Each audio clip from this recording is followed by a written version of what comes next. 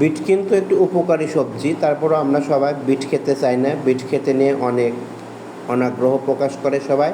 আমি আজকে একটা বিট রেসিপি নিয়ে এসেছি। আমার মতো এভাবে আপনারা যদি বিট তৈরি করে খান, বাড়ির ছোট বাচ্চা থেকে শুরু করে বয়স্ক লোকেরাও কিন্তু চেটেপুটে খাবে। আসুন আমরা বিট রান্নাটা শুরু করে দিই। তাহলে বিট রান্নার জন্য আমি প্রথমে দুটো মাঝারি আকারের বিট নিয়েছি, রসুন কুচি, পেঁয়াজ কুচি, আদা কুচি, হলুদ গুঁড়া আর নিয়েছিলাম সামান্য টালা জিরা গুঁড়া। এখন আমি বিটের খোসাগুলো প্রথমেই ছিলে নিয়ে গ্রেটার দিয়ে বিটগুলা একদম মিহিভাবে কেটে নিয়েছিলাম। এরপরে চুলায় কড়াই বসিয়ে তার ভিতরে তেল গরম করে পেঁয়াজ কুচি, রসুন কুচি দিয়ে হালকা বাদামি করে ভেজে যত সময় পর্যন্ত আমার পেঁয়াজ কুচি, রসুন কুচি হালকা বাদামি রং না আসছে তত সময় পর্যন্ত আমি নাড়তে থাকবো।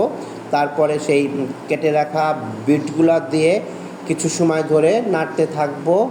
এরপরে একে একে এর ভিতরে হলুদ, জিরা, লবণ দিয়ে ভালো করে নাড়তে থাকবো।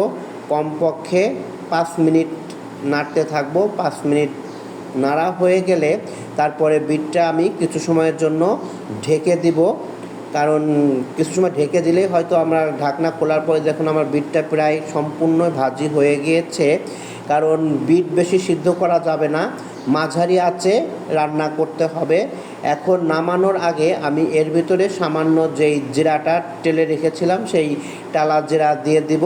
তারপরে নামিয়ে রাখবো। গরম গরম ভাতের সাথে বিট ভাজা খেতে সেই স্বাদ, আপনারা সবাই খেয়ে দেখবেন।